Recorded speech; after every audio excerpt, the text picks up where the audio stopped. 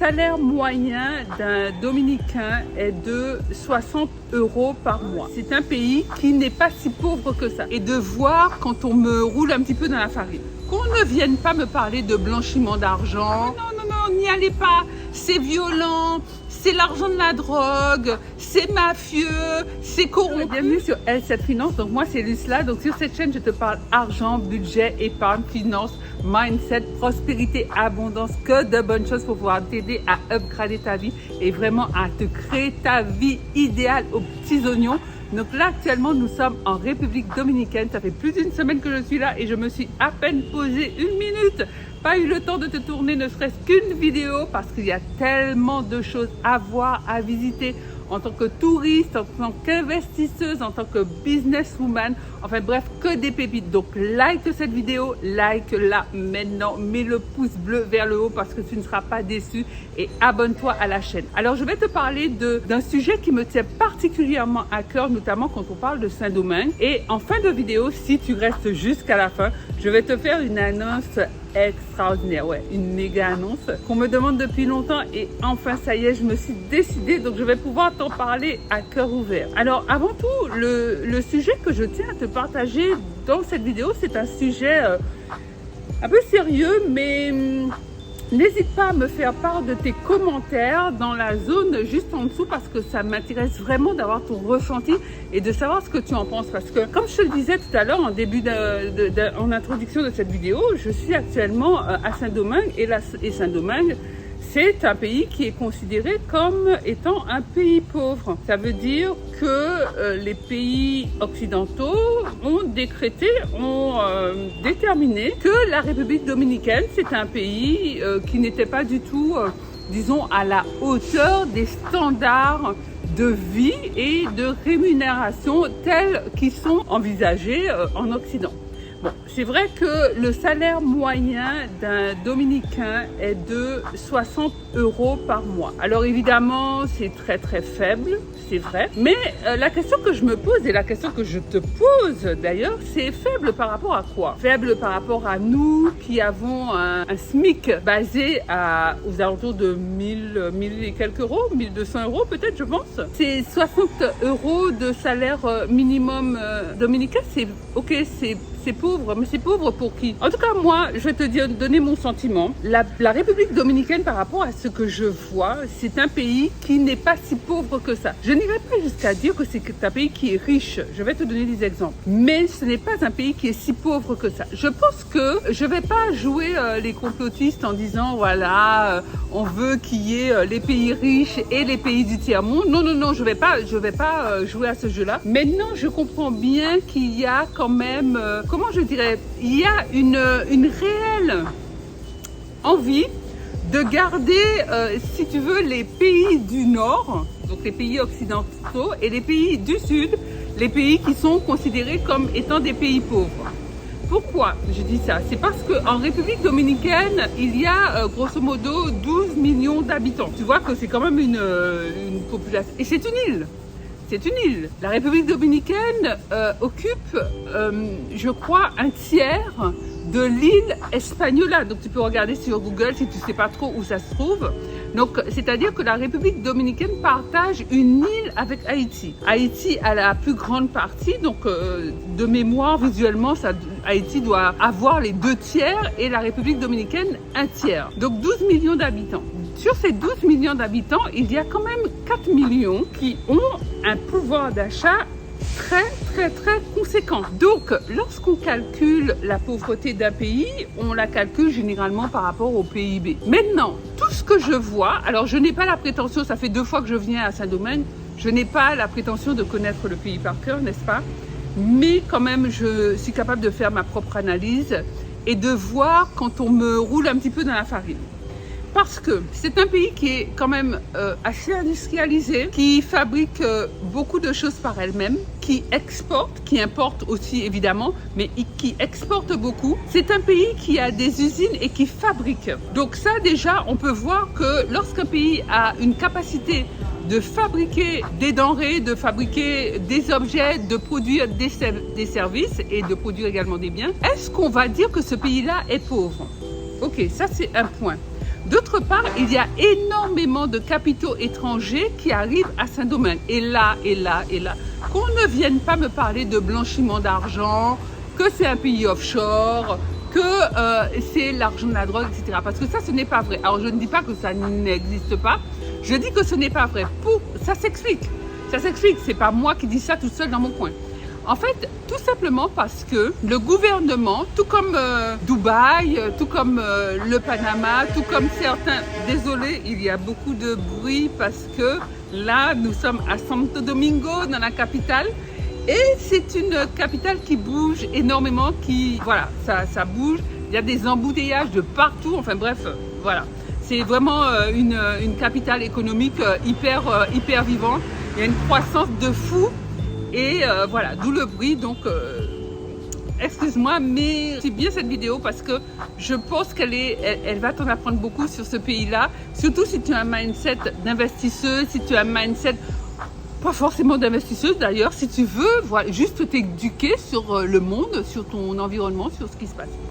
Alors, donc je te disais que à l'instar de d'autres pays, le gouvernement dominicain favorise énormément les capitaux étrangers, mais pas n'importe quel capitaux étrangers, les capitaux étrangers d'investisseurs, c'est-à-dire des capitaux qu'ils attirent, entre guillemets, puisque ce sont des capitaux qui seront exonérés de taxes, qui vont participer à l'économie locale, etc. Ce sont des capitaux qui doivent être tracés. C'est-à-dire, tu ne vas pas arriver avec $1 million ici sans qu'on te demande d'où vient ce $1 million. Bref, donc ils ont mis en place pas mal de choses, des zones franches, des exonérations d'impôts, que ce soit pour les investissements immobiliers, que ce soit pour les investissements dans des entreprises, pour des créations d'activités, avec un accès par exemple à la résidence au bout de 2 ans, je crois. 2 ans, non, un accès à la résidence quasi immédiat si tu viens avec $200 000 d'investissement, donc voilà, pour soit créer une boîte ici, soit acheter un bien immobilier.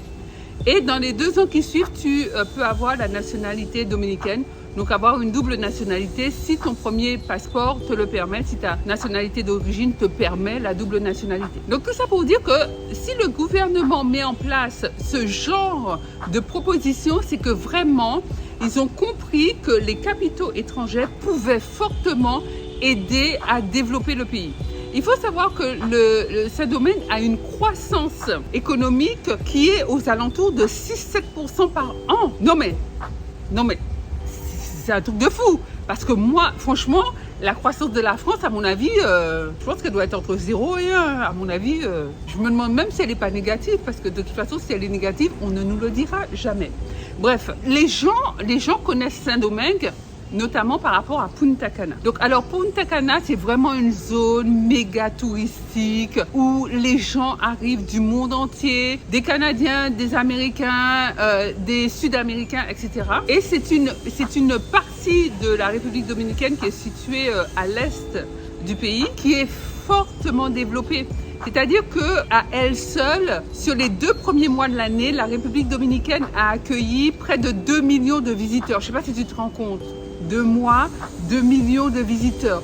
Punta Cana a accueilli à elle seule 1 200 000 touristes. Et quoi qu'on en pense, eh bien, c'est une zone qui manque de logements touristiques. C'est la raison pour laquelle, d'ailleurs, le gouvernement favorise les investisseurs qui viennent notamment investir dans l'immobilier. Ici, c'est un business de fou, c'est incroyable. Les gens sont sympas, les gens sont accueillants. On est vraiment à l'aise quand on est ici. Il y a quand même pas mal de choses à visiter. Bon, c'est vrai que nous, on était venus en tant qu'investisseurs, donc on s'est plutôt concentré sur la capitale, Santo Domingo. Mais c'est incroyable en termes de dynamisme économique, en termes d'opportunités, de perspectives, etc. Enfin bref, moi je fais cette vidéo un peu à chaud parce que j'avais vraiment envie de partager avec toi le fait qu'on se permette comme ça de décréter que certains pays sont pauvres et d'autres sont riches. Mais pauvres par rapport à quoi et riches par rapport à quoi? En gros, c'est ce que j'essaie de démystifier parce que je reste persuadée que c'est C'est vraiment pour conserver une hégémonie des pays occidentaux et minimiser, alors j'allais dire diaboliser, faut pas que j'exagère quand même, mais créer une sorte de propagande, tu sais, sur certains pays pour dire ben non, n'y allez pas, c'est violent, c'est l'argent de la drogue, c'est mafieux, c'est corrompu, alors qu'en vrai, pas du tout. Mais en vrai, pas du tout. Il faut faire le déplacement. C'est-à-dire que ces trucs-là, ce que je te dis là, c'est parce que je l'ai vu, je l'ai vécu, on l'a constaté. On a parlé à des gens qui ont vraiment pignon sur rue ici à Saint-Domingue, des Antillais comme moi-même, des Français, que ce soit à Las Terrenas ou à Punta Cana ou même ici à la capitale, à Santo Domingo. On avait des meetings avec des Dominicains, mais pas que, avec aussi des expats en fait. On a vu la banque, on connaît le système bancaire, etc. Mais qui a dit que ce pays n'était pas développé? Parce que les règles bancaires, je suis désolée, t'arrives pas comme ça. Il y a des règles. Dis-moi en commentaire ce que tu en penses. Est-ce que comme moi, tu penses que vraiment il y a une propagande qui est faite par rapport à ces pays qu'on a tendance à dénigrer en disant qu'ils sont ceci, ils sont cela, ils sont corrompus, l'argent est sale, blablabla. Et pour garder peut-être l'hégémonie, l'avantage de pays dits riches, n'est-ce pas? Alors, tu me dis en commentaire ce que tu en penses. Est-ce que ça te ferait plaisir de découvrir la République dominicaine? Est-ce que c'est vraiment ce genre d'endroit, on va dire, un peu exotique? Voilà, est-ce que tu penses qu'il y a aussi des choses à découvrir là-bas, des choses que nous, on ne connaît pas? En tout cas, moi, je suis persuadée que c'est ce genre de voyage, tu sais, business, alors, on essaye de faire les deux, hein.